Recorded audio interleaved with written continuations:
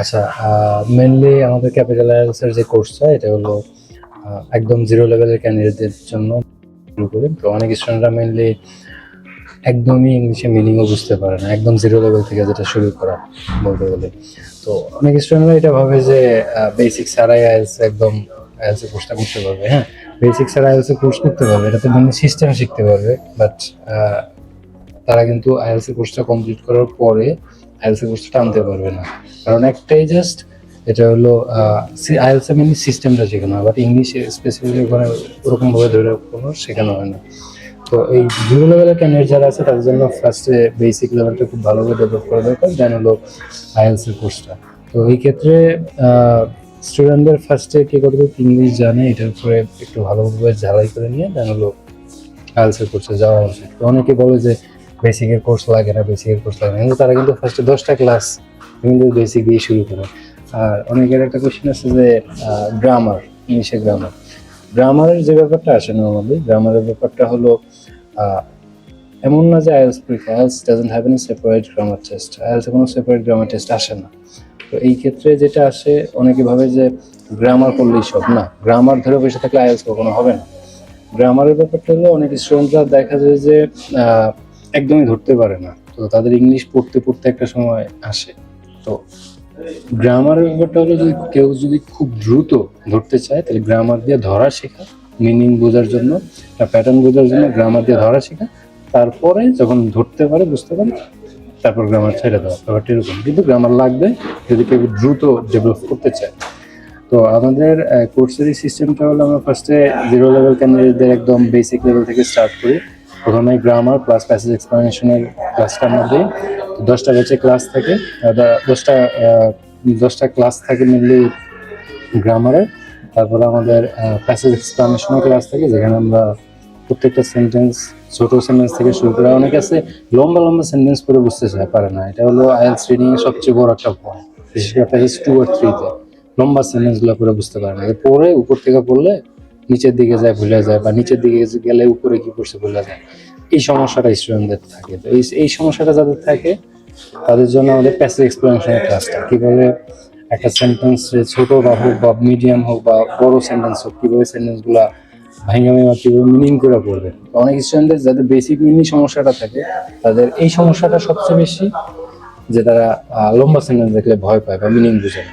তো ফার্স্টে আমরা যেটা নিয়ে কাজ করি বেসিক লেভেলে, এটা হলো প্যাসেজের প্রত্যেকটা সেন্টেন্স স্ট্রাকচার আমরা ভাঙে ভাঙে বুঝাই। দেন হলো স্টুডেন্টদের যখন একটা নির্দিষ্ট লেভেল চলে আসে, তখন স্টুডেন্টরা রিডিং করে বুঝতে পারে, দেন আমরা স্টুডেন্টদেরকে আইএলটিএস এর কোর্সগুলোতে নিয়ে যাই। তখন আইএলটিএস এর কোর্সগুলো একটু রাশ দিয়ে পড়লে কোনো সমস্যা হয় না।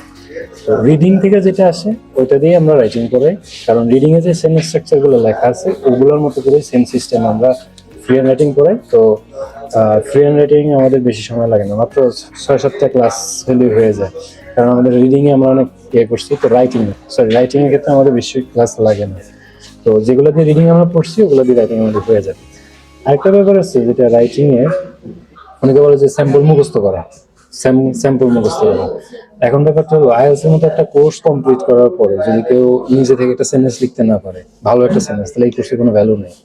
আবার দেখা যায় আইএলটিএস এর কোর্সের আপনার টিআরএফ এর মেয়াদ শেষ হয়ে যাওয়ার পরে আপনার আবার আইএলটিএস এর দরকার হলে, বা আপনি যে কোনো আপনার আইএলটিএস আছে, আপনি বাইরে যাওয়ার পর আপনি পড়াশোনা যখন করবেন একটা সেন্টেন্স আপনি মিশিয়ে লিখতে পারবেন, তাহলে আপনার এই কোর্সে কোনো ভ্যালু নেই। ঠিক আছে? তো এই জন্য আমাদের যেটা আমরা ফার্স্টে স্টার্ট করি ফ্রি হ্যান্ড রাইটিং এর শুরুর দিকে রাইটিং স্টার্ট করার জন্য ফ্রি হ্যান্ড রাইটিংটা আমরা স্টার্ট করি। তো ফ্রি হ্যান্ড রাইটিংটা ফার্স্টে শিখে যখন স্টুডেন্টরা নিজেরা সেন্টেন্স স্ট্রাকচার লিখতে জানে, দেন আমরা আইএলটিএস রাইটিং ক্লাস 2 আর ক্লাস 1 ইজিলি স্মুথলি স্টুডেন্টদের বুঝে দিই। তো রাইটিং এর ব্যাপারে অনেকেই হ্যাপি। তো যারাই একটু ধৈর্য ধরে করতে পারছে 6 নিচে কিন্তু রাইটিং স্কোর পায়নি। আচ্ছা, আর রিডিং এর ব্যাপারে যেটা আসে, স্টুডেন্টদেরকে একটু বেসিক লেভেল ঠিক করার পরেই আমরা একদম আইএলটিএস এ নিয়ে যাই সরাসরি, এরকম না, আরো কিছু স্কিল আছে আমরা এটা ডেভেলপ করি, স্ক্যানিং, স্কিমিং, এগুলো ডেমো লেভেলের যে স্কিলগুলো, এগুলো ডেভেলপ করার পরে দেন আমরা কোশ্চেন প্যাটার্নগুলো ফোকাস দিই।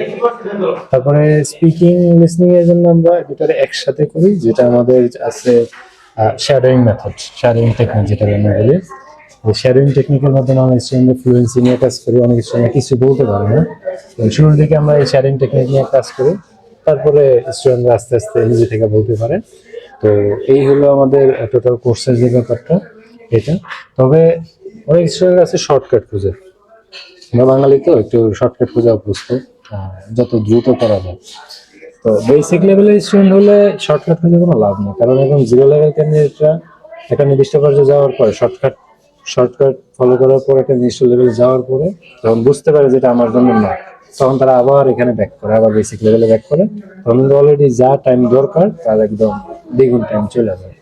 তো এই ক্ষেত্রে বলা যায় যেটা, এটা হলো শর্টকাট না, যে একদম জিরো লেভেল থেকে ধৈর্য ধরে পড়াটা বেটার, নিজের লেভেল ফলো করা, নিজের স্টেপ গুলো ফলো করা, আইএলটিএস প্রিপারেশন নেওয়াটা বেটার।